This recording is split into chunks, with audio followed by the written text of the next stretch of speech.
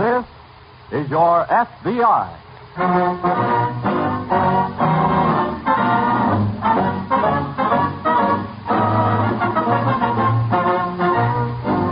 This is your FBI, an official broadcast from the files of the Federal Bureau of Investigation, presented as a public service by the Equitable Life Assurance Society of the United States and the Equitable Society's representative in your community.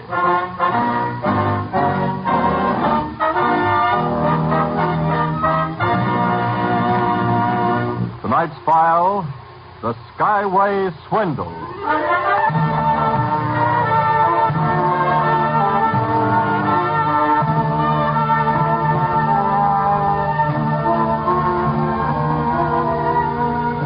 You can cure an alcoholic, a drug addict, and sometimes you can even cure a golf player. But you'll never cure a flying man. Once he has learned to fly, his heart and soul forever after belong to the sun, wind, and stars. That is why the thousands of young Americans who flew the fighters, bombers, and transports during the war are finding it so hard to reconvert to peacetime pursuits on the ground. They know that America's civilian aviation industry cannot possibly absorb them all, and they are readjusting as best they can. But just let them see an opportunity to fly again, and, well, one young veteran of 30 missions over Tokyo saw such an opportunity recently. And here's what happened.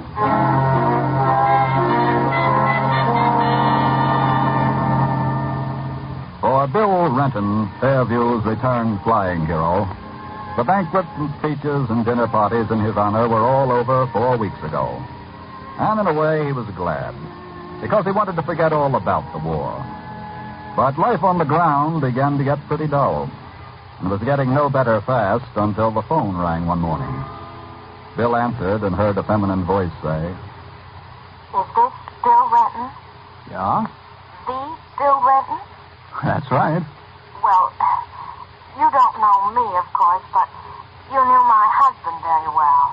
Oh, He flew in your squadron, Jack Martin. Jack Martin? Oh, I'll say I knew Jack very well. You say you're his... I'm his widow, Carol. Well, and you're right here in Fairview? I just arrived this morning. I'm at the Central Hotel. Well, gee, I'd sure like to see you. Well, I'd love to meet you, too. Jack mentioned you so often in his letters. Well, then, hold everything. I'll meet you in the lobby in 10 minutes.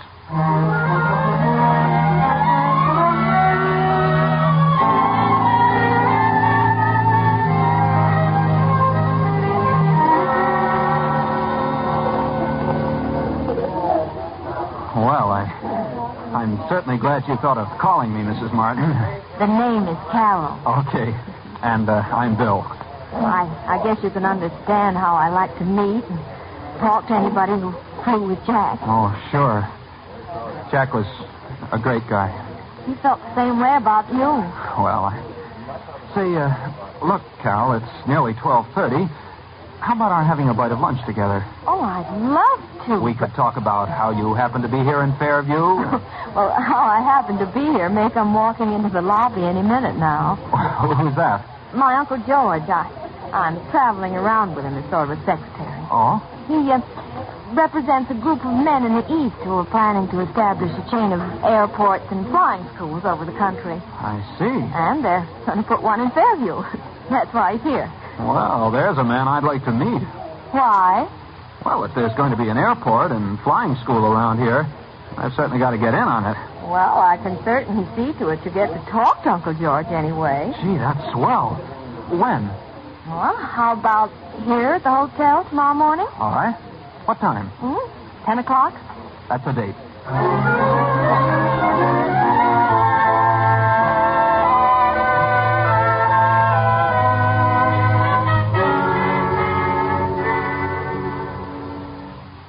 Mr. Sterling. Yes? Your niece has already told me that actual operations of the airport and flying school are, well, probably still 6 months away. About that, I'd say. But I thought if I got my bid in early enough for a flying job, sir, well, Renton? Yes, sir? How would you like to start work right away? Right away? And how would you like to be head of the flying school? Well, And how would you like for it to be called the Renton Flying School? Now, wait a minute, Mr. Sterling. One thing at a time. Now, don't misunderstand. This is not a sentimental gesture to a war veteran. Nor is it because you're a friend of my niece's husband. It's strictly business. Well, I'm afraid I don't understand, sir. My group could easily finance 100 airports and flying schools, Renton. But we've found by experience that the community is more likely to support a thing if it has some money of its own invested. Well, that's true, sir. Therefore, in each case, we're going to put up half the money if the businessmen of the community will subscribe the other half. Well, that certainly sounds fair enough. All right. Noon today, I'm to lay the plan before the Fairview Businessmen's Luncheon Club. I see. And if I can introduce you and tell them you'll head the flying school, the Renton Flying School, Well, why, those men will subscribe for $50,000 worth of stock before you can wink your eye. Now, is it a deal? well, gee, Mr. Sterling, that's awfully flattering. Nonsense. It's just plain good business for us. Fairview will have an airport and flying school. You'll be in the flying business for the rest of your life. Just say that last part again, Mr. Sterling. I say you'll be in the flying business for the rest of your life. That did it. Where's the contract?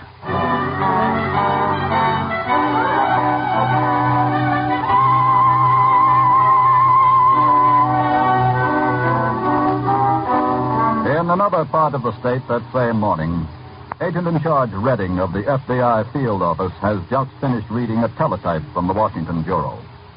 Well, Tom, nobody can accuse this swindler of laying down on the job of reconversion. What have you got?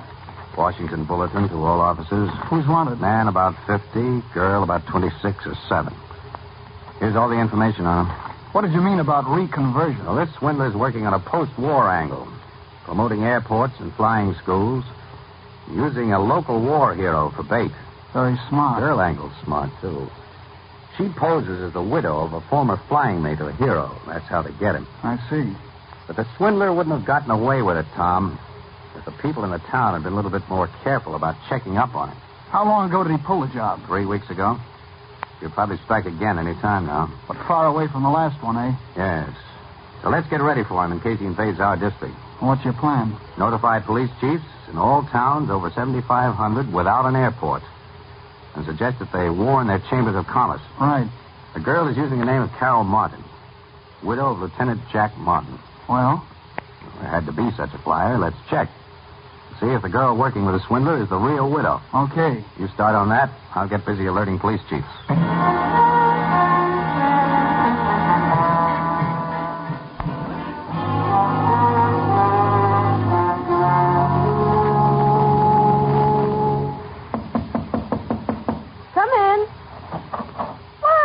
George. Carol? Hello, Carol. How did the luncheon go?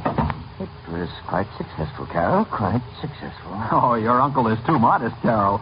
He raised $20,000 for the airport and flying school right on the spot. Well. And the other $30,000 will be in his hands before the day is over. Oh, that's wonderful. But I can't take the credit for it, Renton. It was your name and their admiration for you that raised the money. Well, And now, if you don't mind, Renton, I want to dictate some letters. Oh, of course. When do you want to see me again? Check with me in the morning. Right. Oh, by the way, Mr. Sterling, I think you told me you had optioned the Johnson land south of town for the airport. Well, that's right. I thought I'd run out there before dark and have a look at it. Well, I'd rather you'd wait until morning. We'll drive out together. Well, all right. Whatever you say, sir. Goodbye, Cal. So long, Bill. Bye, Mr. Sterling. Goodbye. Yes, they seem to be doing all right. When do we get the rest of the money? Well, they'll have it here by 5 o'clock. Good. Then we can make the 6 o'clock train and head for the sea, sand, and sun. For where? Florida, darling. Well, that's not on my list of things to do next. Look, George, I'm on a vacation. Yes, so do I, my dear. But we have other business to tend to first. Look, I'm withering up inside these widow's weeds. I want to dance and swim and roll over on the sand and watch the beautiful brutes go by for a while. Won't you ever get men off your mind? Sure, when I'm as old as you. Oh, thank you, my dear. Now, look, be practical about this. If we stick together and finish up our list of prospects, we stand to make plenty. With your half of the take, you can go anywhere in the world and do whatever you want all by yourself. That's worth waiting for.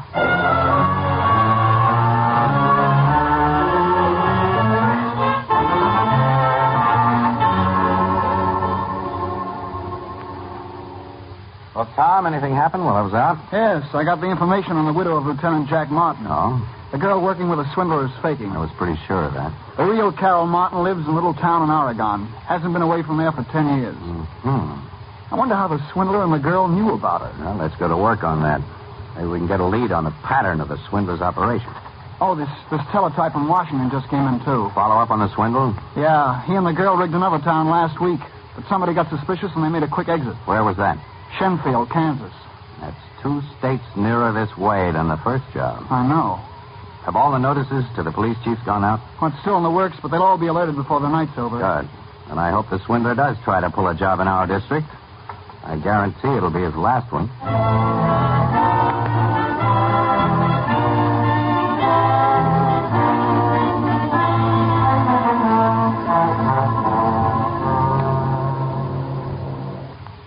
Hurry it up, George. All right. Give me a hand with some of this stuff. Oh, you're worse than an old woman when it comes to packing. Come on, cram it in. Let's go. Yeah, what time do we get to Midland? 7 tomorrow night. Where's the money? Locked up in the other bag. All 50,000? Do you wish to count it, my dear? I just want to get out of here. We've only got 15 minutes to make the train. Don't answer it. But whoever it is must have heard us talking. Go see who it is. But don't let them inside. Yeah, but suppose... Oh, hello, Bill. Going somewhere, Carol? Well, I just received an urgent call, Renton. I've got to go to Chicago for a few days. Too bad the flying school's not in operation. I could get you there in a real hurry. Yes, that would be a great help. But I'm afraid what I'd really do is bail out and leave you two to figure out the gadgets for yourselves. What's that? I let you two make a sucker out of me. But you're not going to do the same thing to those men who invested $50,000. Look, I don't know what you're talking about. I disobeyed orders, Mr. Sterling. I went out to look over the Johnson land. But I told you... I know. You told me you had optioned the land. But you were lying. Johnson says you've never even talked to him. All right, but I can explain Then maybe that. you can explain something else I found out. What do you mean? You said you had made a deal with Northrop to use their trainers in the flying schools. I just called Northrop, and they'd never heard of you. Now, look here. Hand over that dough, Sterling. I'll do nothing of the sort. I tell Give you me what... that money. Look, Renton, you're in on this, too, remember? I said give me Put that... up your hands, Bill. What? And don't turn around. Pick up the bag, George. Wait a minute. You've already stabbed me in the back, Carol, so maybe you'll shoot me in the back, too. But before you do, I'm gonna...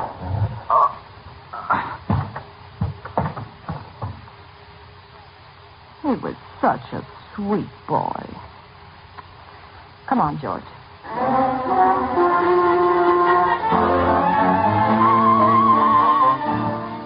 The FBI file, The Skyway Swindle.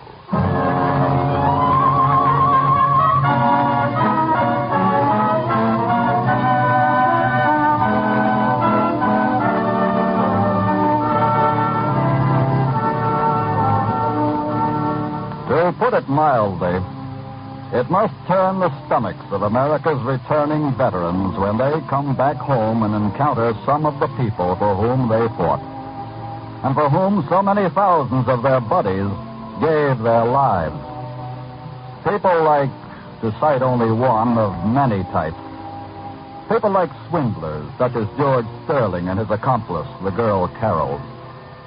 Greedy, conscienceless people who scheme day and night against the possessions and human rights of others, even victimizing the very ones who fought to safeguard the country from which they suck their miserable existence.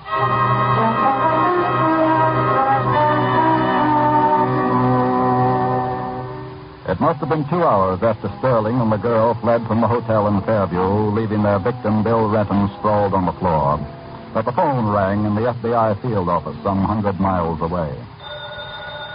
I'll take it, Tom. Okay. Redding speaking. Oh, hello, Chief. You got our warning, eh? What's that? 2 too late. I see. Yes? Yes, go ahead. I'm getting it all right. Uh-huh. All right. Good. We'll get busy right away. Yes, we'll leave here immediately. Thank you, sir. Something on the swindler? Yes. That was Chief of Police of Fairview calling. What happened? Same pattern. The man and the girl used a war hero for fronts and skipped town a couple of hours ago with $50,000. Well, The kid caught on to the swindle, went to their hotel room, they slugged him and escaped. is he dead? No, thank goodness. How did they get out of town? Nobody knows. Come on. We're headed for Fairview.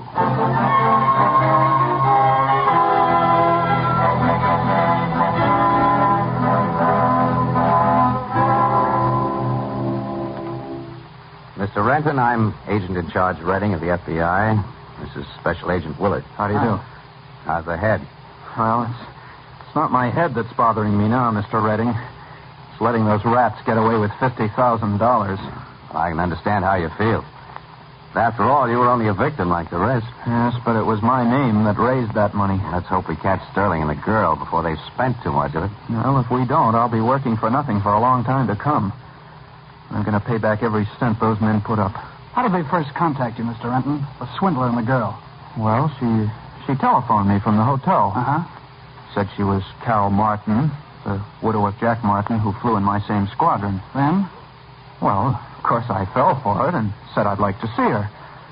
So I met her at the hotel, and when I asked her what she was doing in Fairview, she started telling me about this project that her so-called uncle was working on. Naturally, that interested you. Yeah. So I made a date to talk to her uncle about a job. Uh-huh.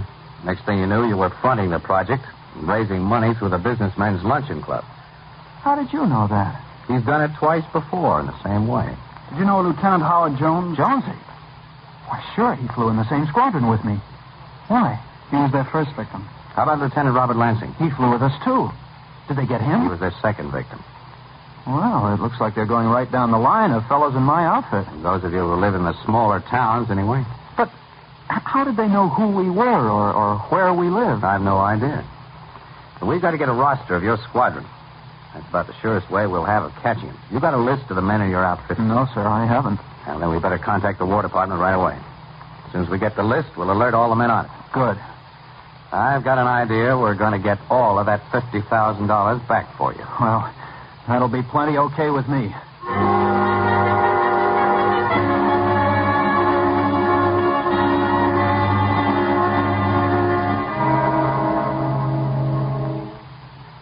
Good morning, my dear. Who's kidding who? What's the matter? Look out the window. It's just snowing a little. I'll guarantee it isn't snowing down in Florida. Come on, it's 10 o'clock. We better call our prospect here in Midland. Okay. What's the sucker's name? It's marked right there in the magazine article. Lieutenant Fred Bristol? That's the guy. Give me the phone book. Here you are.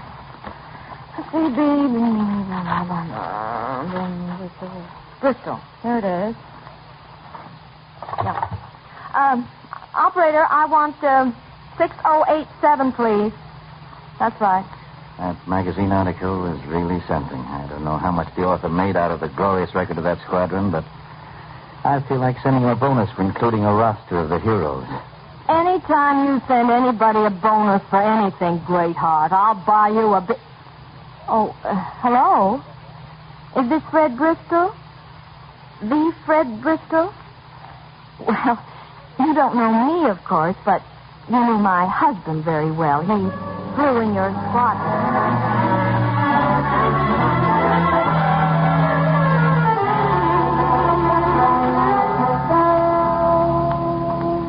I sure wish that teletype would start sounding off, Tom. So do I. My hands are pretty well tied until that roster comes in. The swindlers may have already reached the scene of their next job, too. Yes.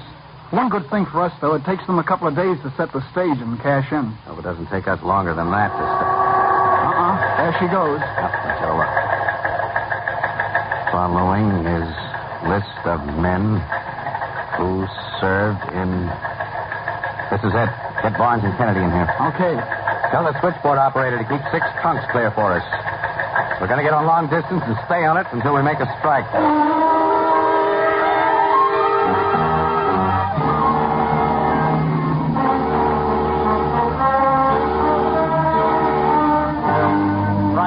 keep on the alert anyway, Lieutenant. Thanks. That's 6 for me, Redding, and all blank. Take 6 more names. Start again. Okay.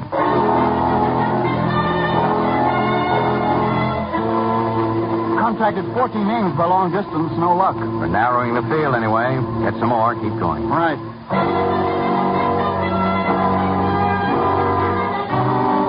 Take another batch of names, Barnes. See what you can come up with. Ready. Yeah, Tom? We're in.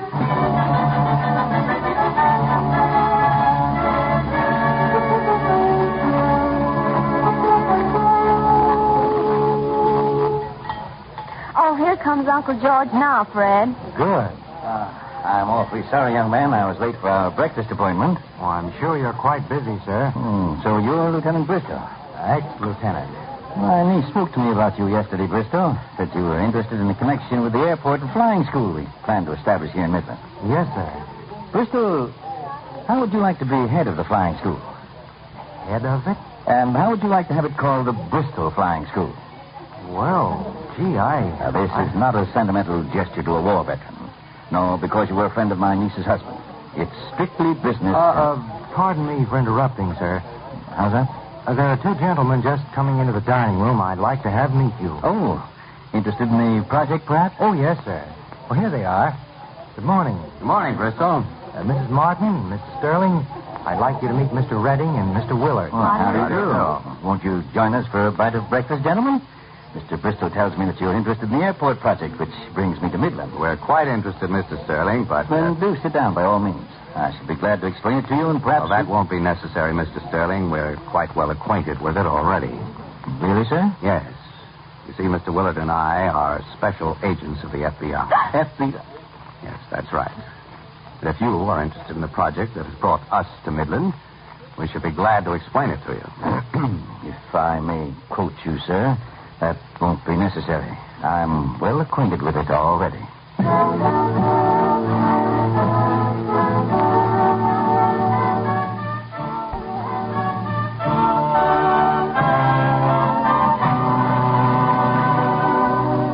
George Sterling and his accomplice, Carroll, were tried in a federal court for their cruel swindle. They were both sentenced to long terms in a penitentiary.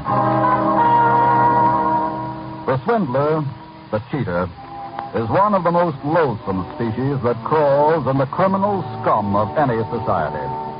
And he is numbered by the thousands. But his whole breed could be wiped out overnight, for he lives solely by preying on the carelessness of his victims. The simple exercise of due caution in dealing with and checking on the stranger with a proposition, this one step alone on the part of each of us could exterminate the swindler.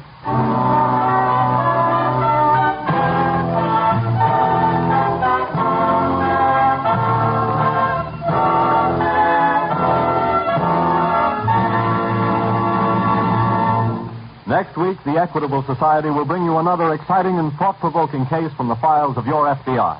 Next week, we will bring you another colorful story from the files of the Federal Bureau of Investigation, The Paroled Killer.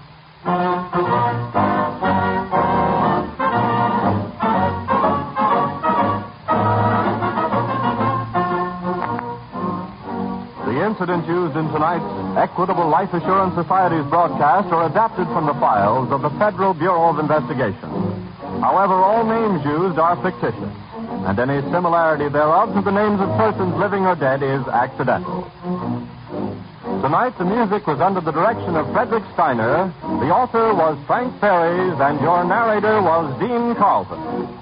This is Your FBI is a Jerry Devine production.